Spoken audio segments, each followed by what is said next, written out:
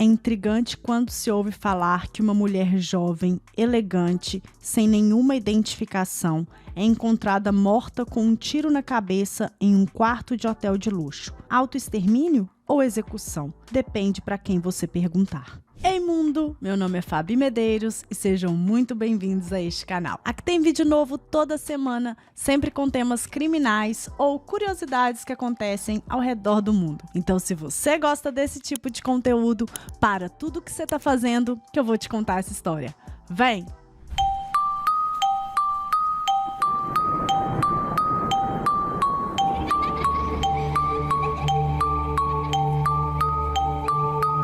O caso de hoje se passou em Oslo, na Noruega. Era uma quarta-feira, dia 31 de maio de 1995, quando uma mulher muito elegante, muito chique, ela fez check-in no hotel mais luxuoso da cidade, o Plaza Hotel. Bom, logo que ela chegou, então, ela foi encaminhada para o quarto 2805 e, assim, já foi chegando e colocando aquela plaquinha de não perturbe. Passaram-se 3 dias até que uma das recepcionistas, ela percebeu que essa mulher, ela não havia dado nenhuma identificação ou número de cartão de crédito, nada durante o check-in. E aquele quarto era um quarto muito caro. Bom, então um dos seguranças, ele vai até o quarto dela, né, dessa moça, bate na porta, ninguém responde. Um segundo depois, ele então escuta um pá!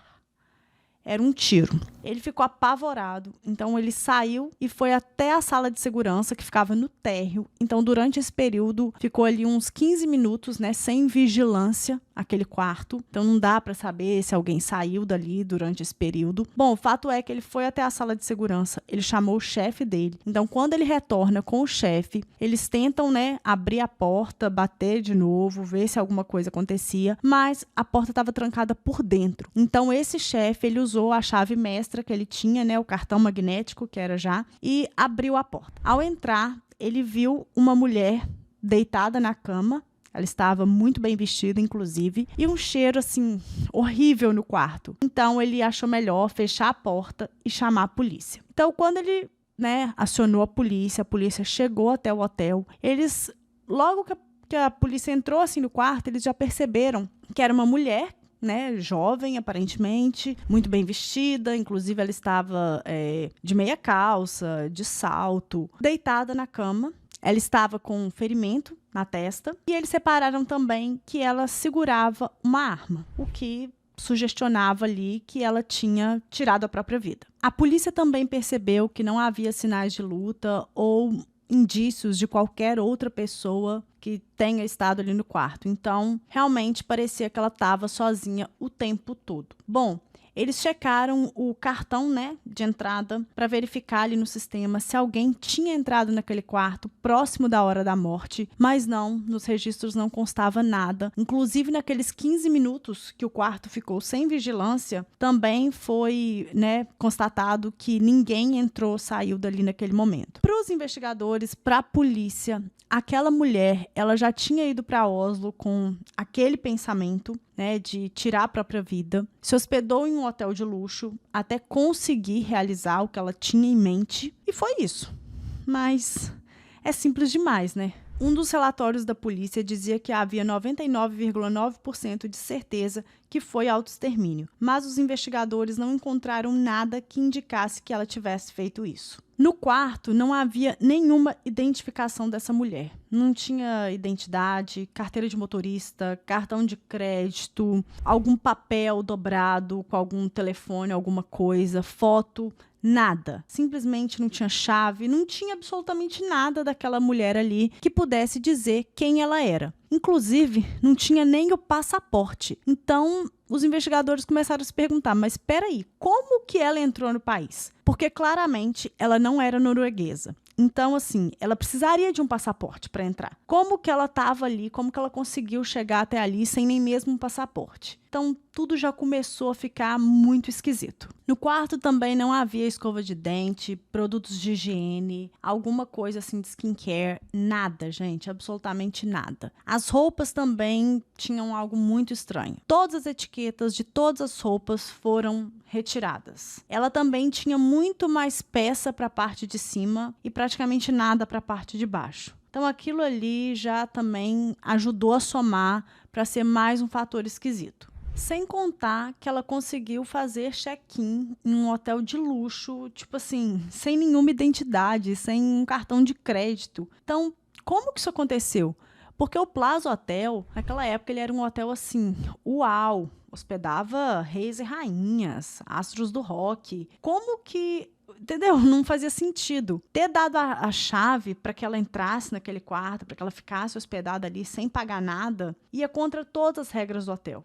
Então, entendeu? Nada fazia muito sentido nessa história, nada tinha muita explicação. Na verdade, a única coisa que eles sabiam eram os dados que ela tinha dado na hora, né, que ela fez ali o check-in, que era o nome, o telefone, o endereço e a data de nascimento. Então, eles perceberam que o endereço que ela tinha dado era um endereço na Bélgica. Eles entraram em contato com a polícia da Bélgica e falaram, olha, tem uma belga aqui, né? Ela tá morta, explicaram toda a situação e falaram, vocês precisam notificar a família. Bom, um tempo depois, a polícia da Bélgica entrou em contato de novo com a polícia da Noruega e eles falaram, olha, essa pessoa, ela não existe. Ela não tem família.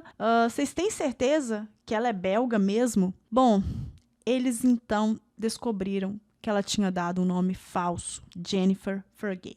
As impressões digitais dela foram colhidas e encaminhadas para a Interpol e depois de analisadas deram como desconhecidas, ou seja, a Interpol não tinha nenhuma digital como aquela em seu banco de dados. 2 ou 3 dias antes de chegar ao hotel, ela ligou avisando que iria se hospedar com Louis Fergate. Inclusive, uma das recepcionistas acredita ter visto um homem ao lado dela, mas esse homem nunca mais foi visto. O hotel tem câmeras de segurança, mas não existe nenhum relatório policial falando a respeito disso. Provavelmente, a polícia, por alguma razão, nunca checou essas imagens. Então, não tinha nem como saber se esse Louis existia. A grande incógnita para os investigadores era o nome dela. Eles ficaram, aguardando que alguém da família, algum conhecido, um parente entrasse em contato com a polícia, e falasse. Mas isso infelizmente não aconteceu. Durante 2 semanas, eles investigaram o caso como se fosse um homicídio, mas não tinha nenhuma evidência, eles não chegaram a nada realmente conclusivo. Então, eles retornaram à teoria de que tinha sido autoextermínio. A polícia ficou com o corpo durante 1 ano. Porém, em 1996, eles decidiram que era hora de enterrá-la. Ela não teve, gente, nem mesmo um funeral. Teve nada, na verdade. Foi só, literalmente, o caixão, os funcionários ali do cemitério, e foi isso. Não teve um padre, uma oração, nada. Foi bem frio, assim, bem triste. Até que um investigador que estava escrevendo uma série de histórias sobre pessoas desaparecidas na Noruega, ele ficou, sabendo do caso do Plaza Hotel e ele resolveu, então, que ele queria descobrir mais. Ele queria saber quem era aquela mulher, quem tinha feito aquilo com ela e também ele não acreditava que tinha sido autoextermínio. Então ele achava que, sei lá, mais do que isso, que ela merecia uma lápide com o nome dela, que a história dela precisava ser contada. Então, em 1996, ele começou a escrever sobre a história da Jennifer Fergate, ou da suposta Jennifer Fergate. Bom, checando então ali, ele viu que durante o check-in, a cidade que ela colocou na Bélgica se chamava Verlaine. Ele tinha um amigo jornalista que morava lá na Bélgica. Então ele entrou em contato com esse amigo e os dois então partiram para Verlaine para poder checar o endereço que ela tinha dado. Eles foram, lá para a tal da rua. A rua realmente existia. Eles começaram a perguntar para as pessoas se as pessoas conheciam, mostravam a foto dela, se essas pessoas conheciam e ninguém nunca tinha nem visto, nem ouvido falar daquela mulher. Ninguém, gente, assim, nem o prefeito da cidade que nasceu, cresceu, viveu lá na mesma rua, no mesmo bairro a vida inteira, nunca tinha visto aquela mulher. A rua que ela tinha fornecido, o endereço, era verdade. A cidade também era real. Porém, o número da casa que ela deu era um número falso. Aquele número não existia. Mas isso levantou um alerta, tipo assim, para os investigadores, tudo bem, ela não tinha morado na cidade, mas era, querendo ou não, um local que ela conhecia, de alguma forma, ela tinha alguma familiaridade com a cidade, porque como que ela deu um endereço assim, com tantas características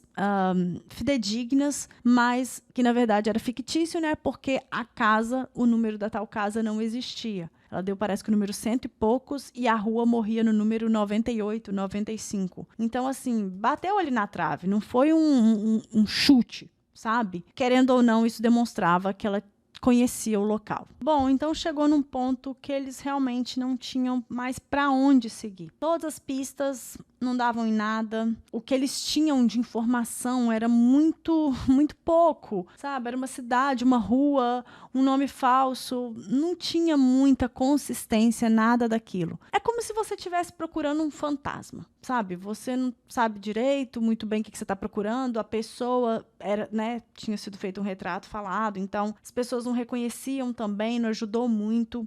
Então, voltou a estaca zero. Ele chegou a fazer alguns desenhos dela. A história de Jennifer Farragate foi publicada em vários países, traduzido em várias línguas diferentes, mas ninguém nunca apareceu para dizer se a conhecia. Assim, bizarro. Era como se ela não tivesse passado, sabe? Cadê os amigos da escola, da faculdade, sei lá, um namorado ou namorada, um parente, um primo, qualquer coisa, tipo...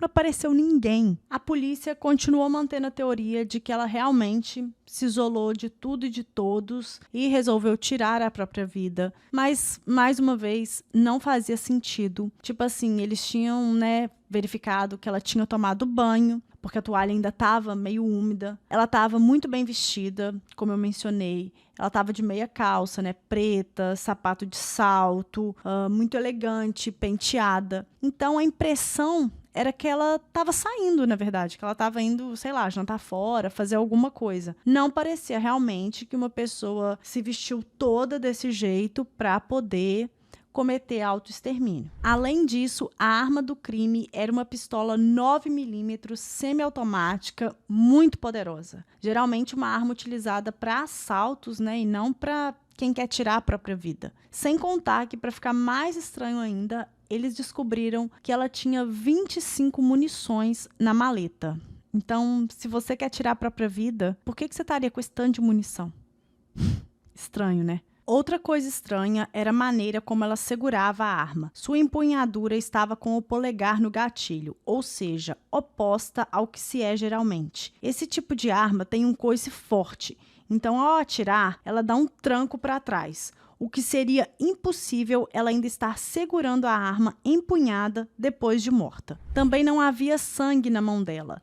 E isso, para os investigadores, era muito estranho, muito suspeito. Eles explicaram quando uma pessoa, né, tá ali com a arma tentando tirar a própria vida, meio que o cano da arma, como você tá tremendo demais, né, são muitas emoções ali, a pessoa geralmente ela segura com as duas mãos. Então, tipo, vai apertar o gatilho e a outra você tá meio que segurando o cano da arma. E nisso, quando dispara, você fica com sangue e fuligem na mão. Mas as mãos dela estavam completamente limpas. Então, assim, não indicava que ela tinha feito aquilo, porque, na verdade, parecia até que ela tinha lavado as mãos. Em contrapartida, o teto e a parede estavam, assim, todos sujos de sangue. Então, fica difícil de explicar. Bom, eles sabiam qual que era a arma do crime, mas eles não sabiam dizer realmente quem tinha tirado. Para os investigadores, se foi então um homicídio, ela teria que ter sido drogada.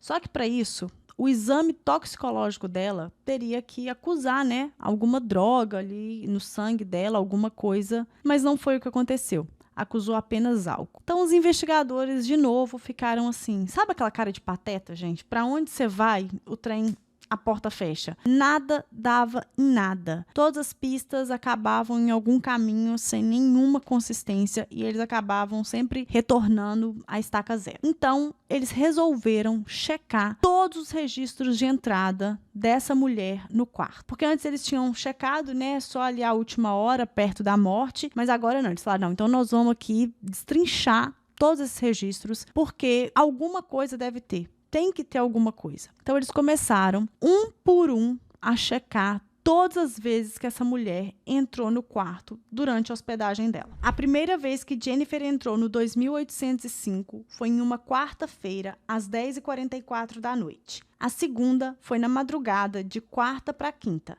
Era 00h21. A terceira foi às 8h34 da manhã de quinta, ou seja, na manhã seguinte e a outra foi só na manhã de sexta, às 8h50 da manhã. Então, nesse intervalo, por volta de mais ou menos 1h da tarde de quinta, 2 camareiras estiveram no quarto limpando e o quarto já estava praticamente vazio. Era como se ninguém estivesse hospedado lá. Ou seja, se à 1h da tarde essa mulher, né, a Jennifer, já tinha saído e só retornou na manhã do dia seguinte, na manhã de sexta, então aonde que ela esteve nesse intervalo de 20 horas? Ela conhecia alguém em Oslo? Qual foi o motivo dessa viagem? Por que ela estava naquela cidade? O que ela tinha ido, afinal, fazer lá? E por que ela tinha uma arma tão poderosa e 25 munições? Será que ela era uma garota de programa de luxo, uma agente secreta de algum serviço de inteligência, uma assassina de aluguel? Afinal, quem era ela? Na época, o Plaza Hotel era o mais top da cidade e já tinha sido cenário de várias reuniões da política internacional. Nesse local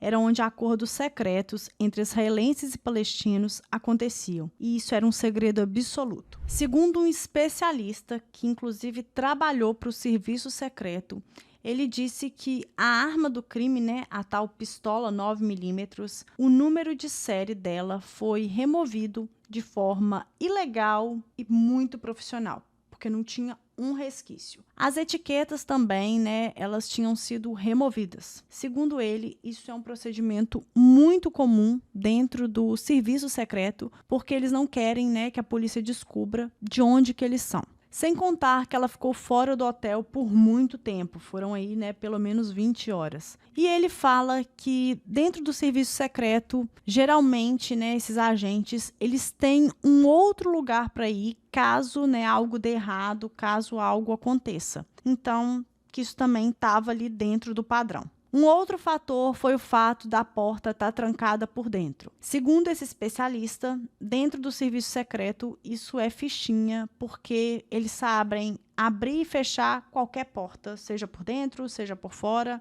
Então, isso não faz diferença. Então, assim, na verdade, o que eles estavam querendo provar? Que essa moça pode ser que ela estivesse, sim, trabalhando para um serviço de inteligência, algum serviço secreto, né? Com isso, todos esses dados que eles tinham juntado, né, o fato das roupas não ter etiqueta, a própria falta de identidade dela, né, as horas que ela ficou fora do hotel, sendo que ela não era da Noruega, endereço falso, nome falso, tudo era absurdamente tão esquisito que realmente você chega à conclusão de que é uma pessoa que está num serviço secreto, porque como uma pessoa faz tanta questão assim de ficar escondida, né, de ficar camuflada? Só quem faz isso é quem trabalha para esse tipo de serviço, geralmente, né? E assim, né, gente, a verdade é essa. Se ela era realmente uma pessoa que trabalhava para o serviço secreto, ninguém ia falar mesmo, não. Segundo esse especialista, mais uma vez, eu tô toda hora, né? Segundo esse especialista, mas é porque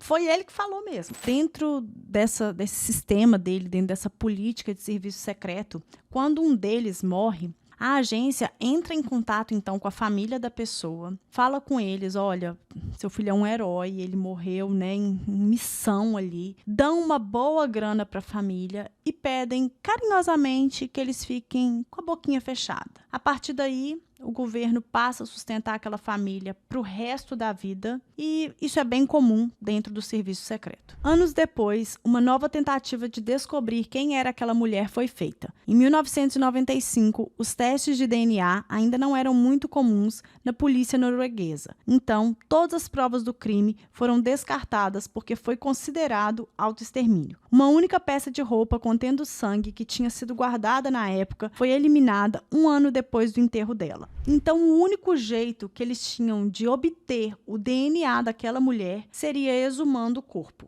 E foi exatamente isso que eles fizeram. Após a exumação, então, o perfil genético completo dela foi feito e o DNA foi enviado para análise. Segundo os resultados, ela era de origem europeia, mas foi basicamente só isso que eles descobriram. Porque assim, como na época, né, ninguém prestou queixa do desaparecimento dela, nem nada, não havia perfis correspondentes. Então, mais uma vez, eles chegaram à estaca zero, né?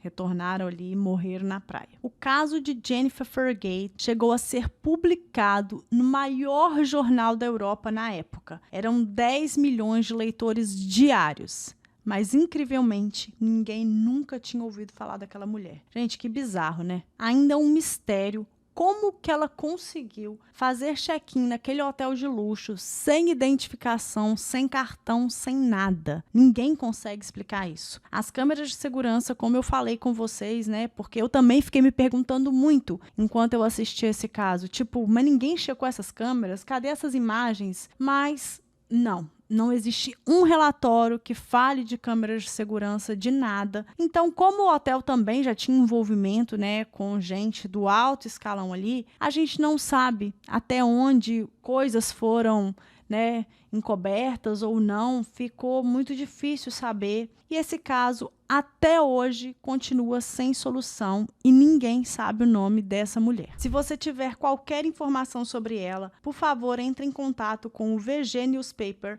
através do jennifer@vg.no ou acesse unsolved.com. Bom, pessoal, esse foi o caso de hoje. Eu espero que vocês tenham gostado. Se você gostou, por favor, deixa seu like, se inscreva aqui nesse canal, que é de extrema importância. Gente, dá essa força mesmo. Comenta aqui embaixo se vocês já conheciam esse caso ou não. Se vocês gostaram dessa história. Se vocês preferem casos não solucionados ou solucionados, para eu saber, né, melhor o que trazer aqui para o canal. Eu, particularmente, eu gosto muito de casos não resolvidos, mas eu sei que não é todo mundo que gosta, então me deixem saber aqui nos comentários, porque eu vou gostar de saber. E é isso então, redes sociais aqui, para quem quiser me seguir por lá, comenta muito para engajar, e a gente se vê então num próximo vídeo.